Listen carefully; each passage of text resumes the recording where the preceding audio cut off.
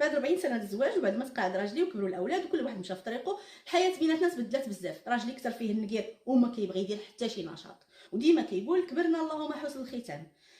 انا كنحس براسي بوحدي معاه وبغيت حياتنا ترجع فيها شويه ديال الدفء. اتفقت معاه. نكتبوا لك هذه الرساله وغادي نسمعوا جوابك بجوجنا كيف ما كان. الجواب: الا كان ربي جمع بينكم اكثر من 40 سنه، واش فعلا الحب تسالى ولا يمكن هذه غير بدايه مرحله اجمل؟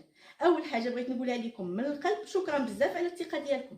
مجرد انكم اتفقتوا تبعتوا الرساله وتسمعوا الجواب بجوجكم، هذا الشيء كيبين ان العلاقه مازال فيها خير كبير ونيه الاصلاح. بزاف ديال الرجال من بعد التقاعد كيوقع لهم تغيير كبير في الاحساس ديالهم بالحياه. سنوات طويله وانت خدام مطلوب، عندك دور ومسؤوليات، وفجاه كتلقى راسك قدام فراغ كبير.